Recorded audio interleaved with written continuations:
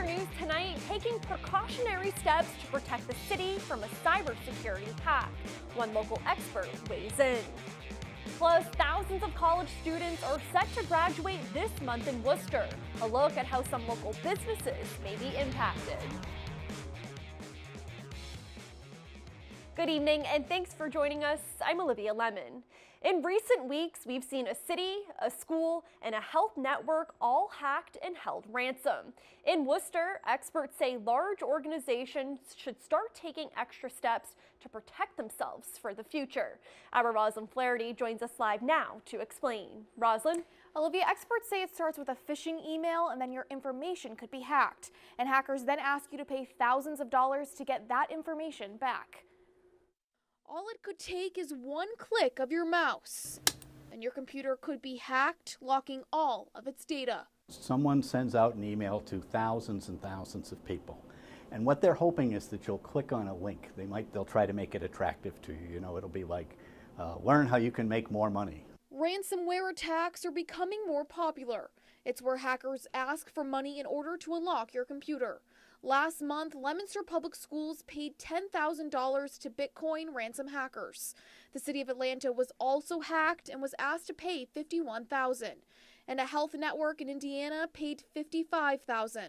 If you click on the link, they have a little bit of software, a little computer program that's going to download into your computer, and it will go after an already known vulnerability in your computer software. Michael Ahern is an expert on cybersecurity at WPI.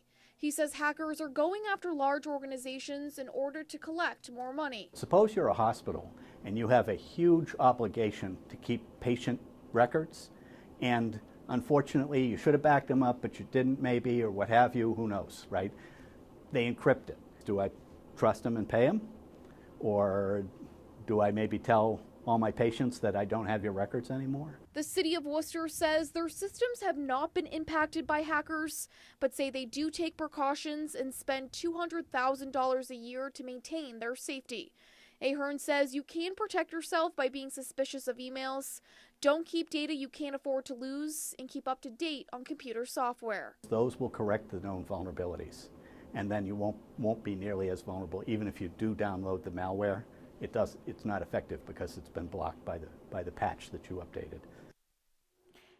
Now, Ahern says even if you do pay the money, there is no guarantee your computer will be unlocked. He also says to consider choosing a strong password with numbers and letters.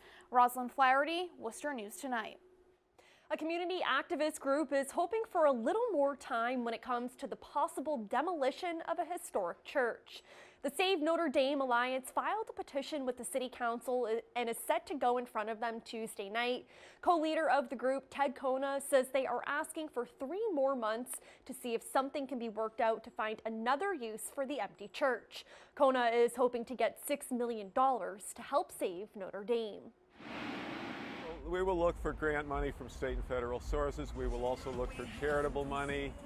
We've also considered the possibility of naming rights, because when this is done, I say when because I'm an optimist, this would be the absolute crown jewel of City Square, and it's absolutely reasonable to think someone might want to see their name on it.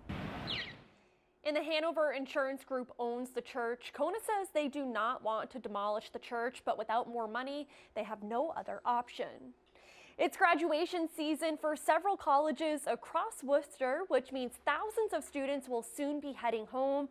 But the Worcester Regional Chamber of Commerce is working to keep students in the city. Our Chandler Walsh joins us live now to explain. Chandler? College campuses are buzzing with students finishing up finals and getting ready for summer. And once the season hits, campus won't be the only place a little quieter. I think I'm excited. I'm ready. Leah Crawford is enjoying her final days at Clark University before graduating. When students from Worcester colleges like Crawford leave campus, area businesses will feel the impact. Acoustic Java experiences peak business with finals. We've been going through 10 gallons a week, probably of just the cold brew. But as many as half of their customers will be gone when college students leave. So the Main Street shop has to rely on their regulars in the summer months. A lot of locals during the super busy season, some of them stop coming because it's just so packed. and they want a nice place to hang out, sit down, drink, read. The Worcester Regional Chamber of Commerce has been working to keep students in the city with their higher ed business partnership, connecting students to internships. Research really says that if a student has a job offer, they are more apt to stay in the area after graduation. And the best practice to get them a job is with that internship. Many graduates will leave for work back home or in another city. Crawford will head to Minnesota after graduation. I'm going to move back home. I think that's smart for money reasons. And then I have a job lined up there, so it just kind of worked out. The chamber says keeping students in Worcester is important for the city's businesses. Cities across the nation are definitely competing for millennials. And so we need to be making sure not only are we keeping the ones that are from here, but we're recruiting new ones. And the Chamber's Karen Pelletier says they'll continue working to move the needle to obtain more of Worcester's 8,000 or so grads each year. Olivia? Our Chandler Walsh reporting for us tonight. Thank you, Chandler. It's been almost 1 year since the city of Worcester opened its first dog park, and today many people were out enjoying them in the warm weather. At the Vernon Hill Dog Park, 2 4-month-old huskies, Gara and Nala, were able to run freely while their owners soaked in the sun. They say they are thankful for a place for their dogs to run around. There would be no way I could bring him to my yard or anything. There's no fences or anything, and here he can run around and I don't have to worry about, holding him or keeping him on a leash or anything like that. So it's really exciting. And the city has 2 dog parks open right now. City Councilor Mo Bergman says the third should be complete soon. Towns that have dog parks, so if we want folks to come here, consider moving to Worcester, we want to make sure we have the same amenities that the other communities have. Many young families and young couples have dogs, and they're looking for places to walk the dogs. And the city has plans to have 1 park in each district. Around 1/3 of Worcester's water systems date back to the 20th century and will soon need to be replaced. But the cost of it could impact homeowners and businesses who rely heavily on water. Our Brittany Schaefer joins us live now to explain. Brittany? Olivia, over the past 14 years, sewer rates have increased by 400% in Worcester. And while the plan does keep residents and businesses' costs in mind, DPW says the rates will have to increase. The time's coming when this infrastructure needs to be attended to and replaced. Maintaining more than 1,200 miles of waste and stormwater pipes in the city is costly, especially when 1/3 of them date back to the 1800s. It's why the Department of Public Works is developing an integrated water resources management plan. This is our way of putting together a long-term plan to recognize this giant liability the city has. DPW Commissioner Paul Musi says the plan will keep the water quality high, help the environment, allow growth, and also decrease water main breaks. He says the plan will look at ways to save taxpayers money, but water and sewer rate increases are inevitable. Rates will never go down, but we don't want to see big spikes in the rates. The future bill increase has businesses who depend on water in Worcester concerned.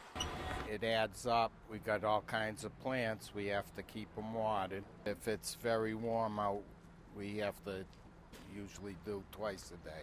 We would be paying more. Without water in this business, your car would leave just as dirty. I mean, the soap wouldn't rinse off, and we couldn't do business without water. Golden Nozzle Area Manager Eric Jacobson says in their busy season, the Park Ave location sees 600 cars a day. He hopes the plan decreases chances of a water main break because it would be a big loss in business. We would be high and dry. I mean, there's nothing we could do at that point. We'd be shut down, completely shut down.